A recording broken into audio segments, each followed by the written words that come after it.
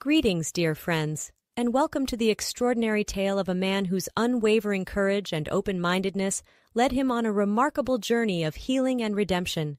Enjoy the story. The morning sun was just peeking over the treetops as Private First Class John Wilson stood at his post, the warm rays a welcome respite from the chill that had settled over the dense forest during the night. He shifted his weight, the rifle heavy in his hands as he scanned the perimeter of the tiny military base tucked away near the Pacific Ocean. John sighed, glancing at his watch. Just 30 more minutes and he'd be relieved, free to collapse into his bunk and catch a few precious hours of shut-eye before that barking tyrant, Sergeant Frank Harris, rousted them all for another day of thankless service to Uncle Sam. John often wondered what he'd done to deserve this so-called honor and privilege. Sure, he had enlisted willingly, drawn in by the elite status of the Airborne Division, and dreams of returning home a conquering hero to impress Mary Sue and the other gals. But he quickly learned the reality was far from the glossy recruitment posters, especially now, with the war so unpopular back home. He felt more like a chump than a champ most days. The sound of a Jeep's tires crunching on gravel snapped John out of his moping. He turned to see a figure approaching the gate, a man in uniform walking with a slight limp. John's heart sank as he recognized the dejected slump of those once proud shoulders. It was Lieutenant Gary Donovan, his platoon leader. Or former platoon leader? John corrected himself bitterly.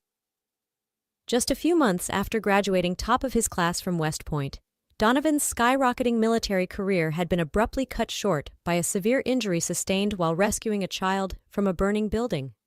An act of unquestionable heroism, but the Army had little use for a gimp, no matter how many medals adorned his chest.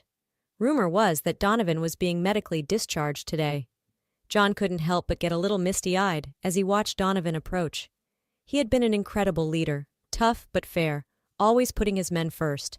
And now to see him reduced to this, a shell of his former self. It just wasn't right, damn it. As Donovan reached the gate, he was intercepted by a stocky, red-faced figure whom John immediately recognized, Captain Ralph Holbrook, their company commander. John's gut tightened.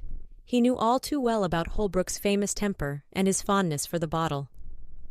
The captain had resented Donovan from day one for outshining him despite being 20 years his junior. No doubt he was relishing this moment. John strained to hear their exchange without being too obvious. Holbrook was laying into Donovan, his words dripping with disdain. Well, if it isn't the wounded warrior himself, Holbrook sneered. Leaving us so soon? What's the matter, Lieutenant? A little shrapnel to the belly and you're ready to call it quits? I thought you airborne boys were supposed to be tough. Donovan kept his eyes straight ahead, his jaw clenched tight. I'm just following orders, sir. The medical board has declared me unfit for duty. My injuries were extensive. Extensive. Right, Holbrook scoffed, taking a swig from a flask that had suddenly materialized in his hand. You know what I call a medical discharge, Donovan? A ticket home to a nice, cushy life of uselessness. Oh, sure, you'll have that shiny medal to show off, regale the civvies with your tale of heroism, for about 5 minutes until they remember there's a war on that they want no part of. Donovan said nothing, but John could see the muscles working in his cheek as he ground his teeth. Holbrook pressed on, twisting the knife. Tell me, hero, was it worth it? Throwing away your whole future for one snot-nosed kid? Oh, you'll be a legend, the valiant lieutenant who sacrificed everything. But legends don't pay the bills, do they? Face it, Donovan, your life might as well be over. With that, Holbrook turned on his heel and strode away, leaving Donovan standing alone, his shoulders slumped in defeat. John's heart ached for his former lieutenant.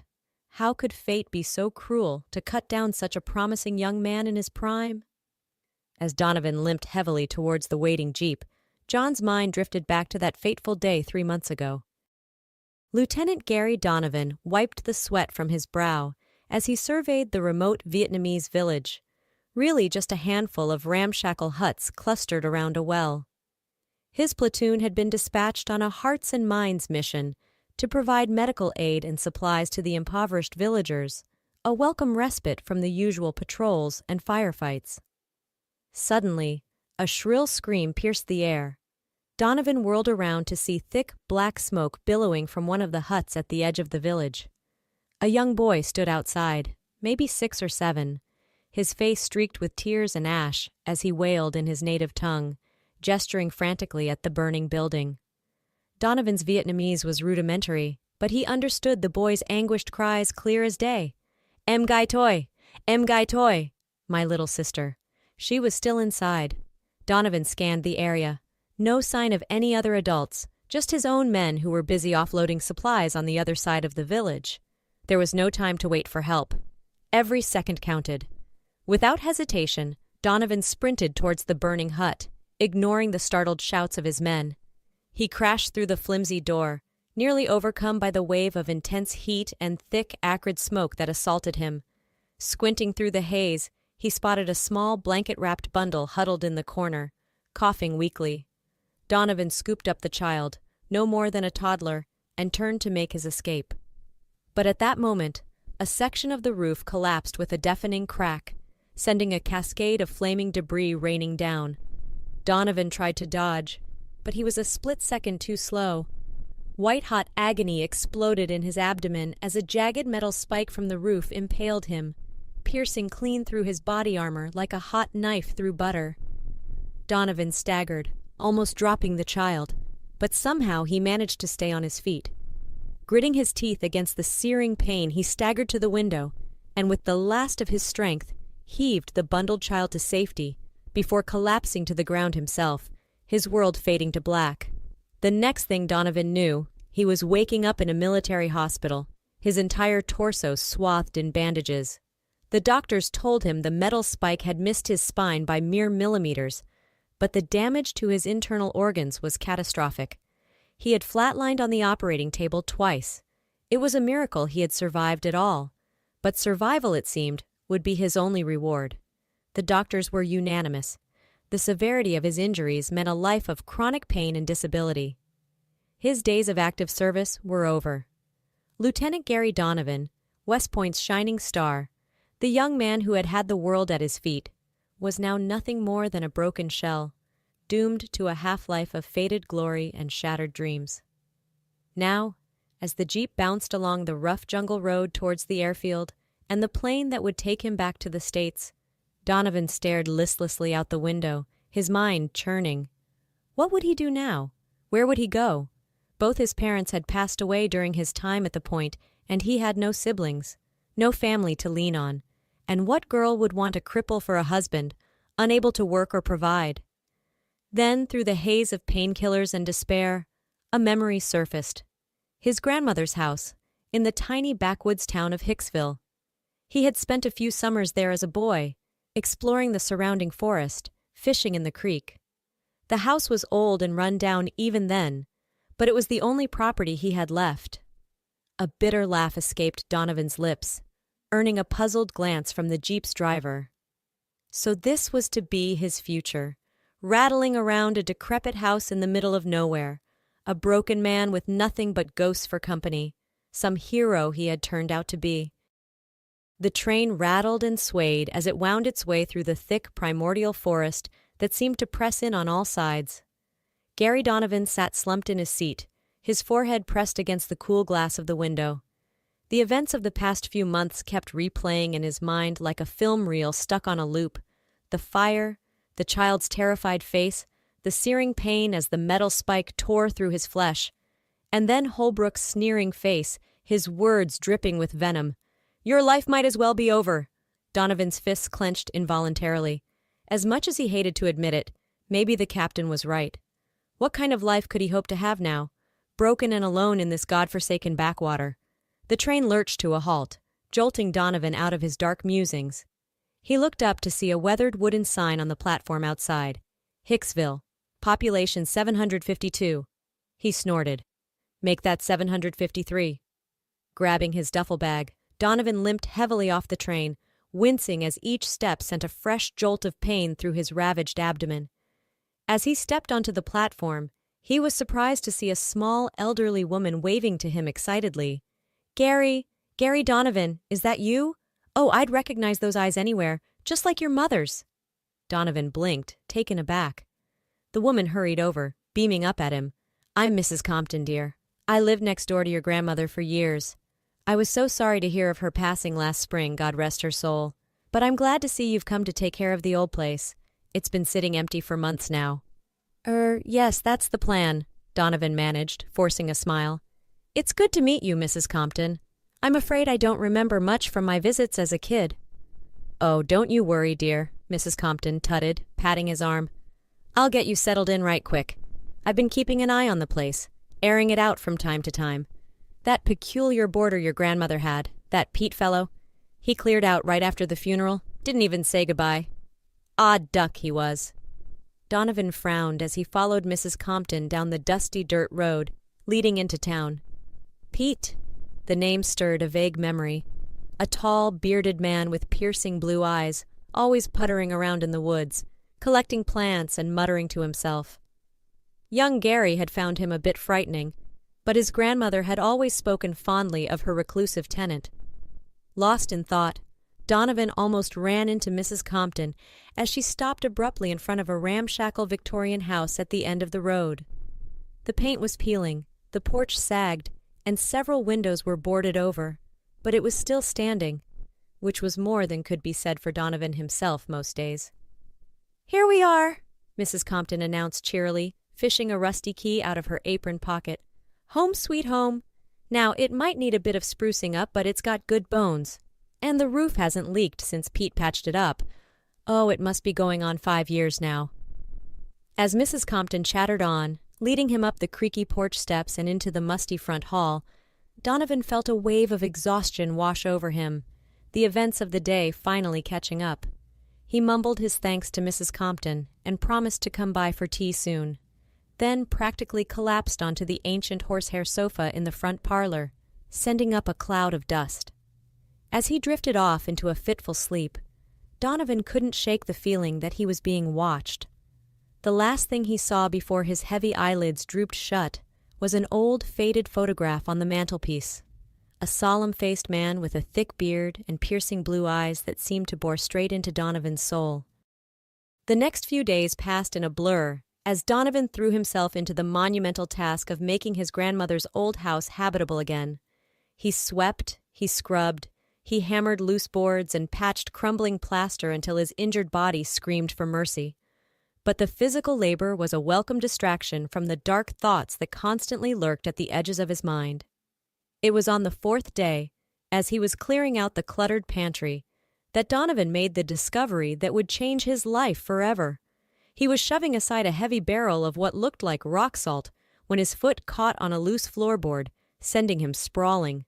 Cursing, he sat up and saw that the board had flipped up, revealing a dark cavity underneath.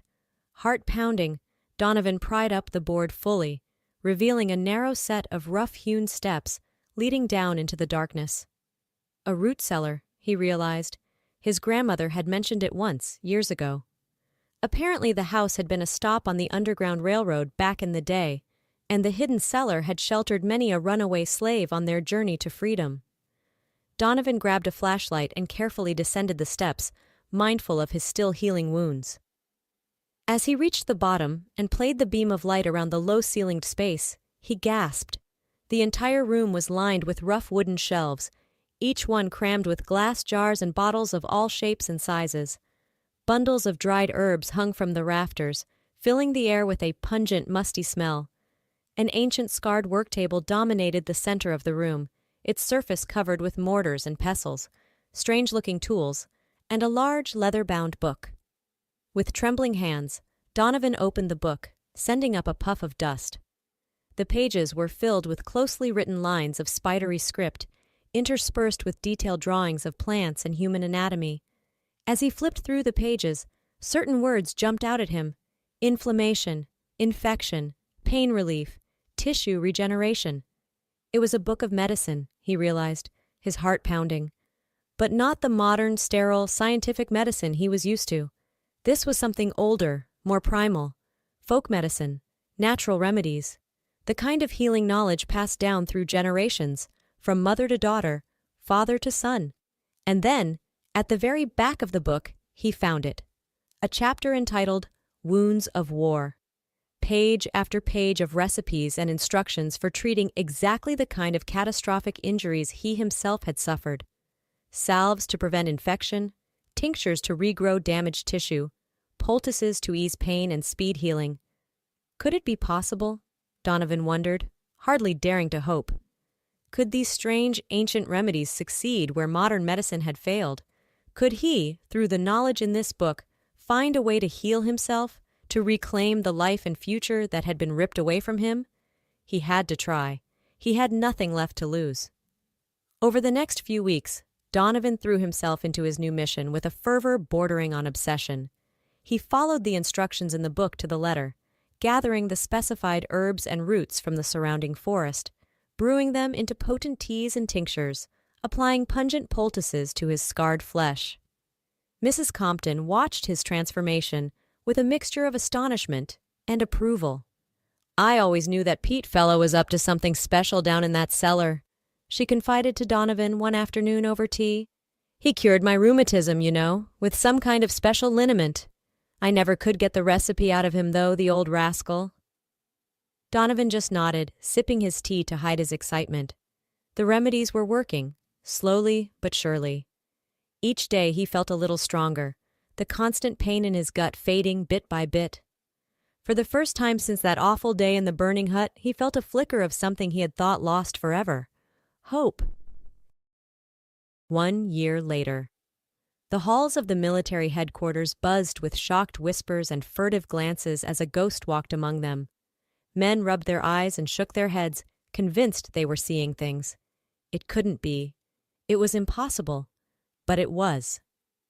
Striding confidently through the sea of stunned faces, his uniform crisp and his shoulders square, was none other than Lieutenant Gary Donovan. The same Gary Donovan who had been carried out of this very building on a stretcher a year ago. His body broken and his spirit shattered. The same Gary Donovan who had been given a medical discharge and told he would never walk again, let alone wear the uniform. Yet here he was, looking every inch the poster boy for perfect health and military bearing. As he reached the office of the base commander, he paused and took a deep breath, savoring the moment. Then he rapped sharply on the door. "Enter," barked a familiar voice, and Donovan strode in, coming to attention before the wide oak desk. Behind it sat none other than Captain Ralph Holbrook, looking decidedly worse for wear. His face was bloated and ruddy, his eyes bloodshot, and the sour reek of whiskey hung in the air.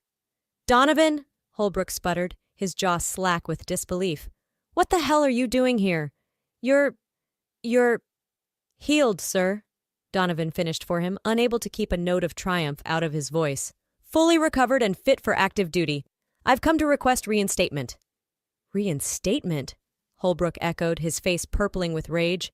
"Impossible! You were discharged. You're a cripple, a washed-up—" He trailed off as Donovan calmly produced a sheaf of papers from his briefcase and laid them on the desk. "My medical records, sir, signed and certified by a board of Army doctors. They've declared me fit for duty in every respect. A full recovery, they said. A medical miracle." Holbrook stared at the papers, his mouth opening and closing like a beached fish. For a long moment, the only sound in the room was the ticking of the wall clock and the wheezing of Holbrook's labored breathing. Finally, he looked up, his bloodshot eyes narrowing with a mixture of suspicion and grudging respect. "How?" he rasped. "How did you do it, Donovan? What kind of deal with the devil did you make?" Donovan just smiled, a serene, almost beatific expression on his face. "No deal with the devil, sir. Just a lot of hard work, determination, and—" He paused, choosing his words carefully. "And an open mind to alternative methods of healing.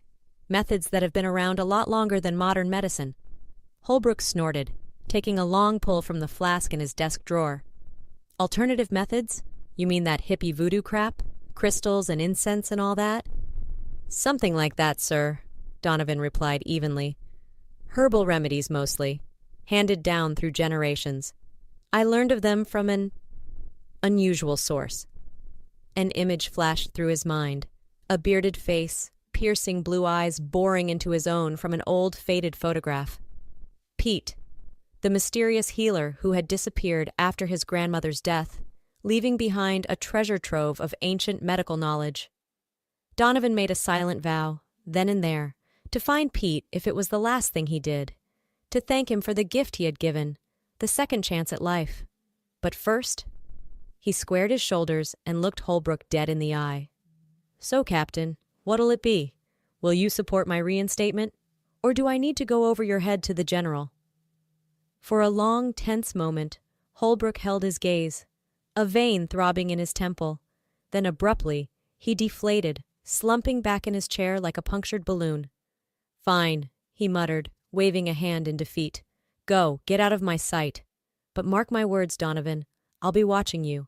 One slip, one hint that you're not the golden boy you claim to be, and I'll have you out on your ass faster than you can say court-martial. Understood?" "Yes, sir," Donovan replied crisply, allowing himself a small, triumphant smile. "Understood perfectly." As he strode out of the office, his head held high and his future bright before him, Gary Donovan felt a sense of profound gratitude wash over him. To his grandmother, for leaving him the house that had started it all. To Pete, for the precious knowledge that had saved his life.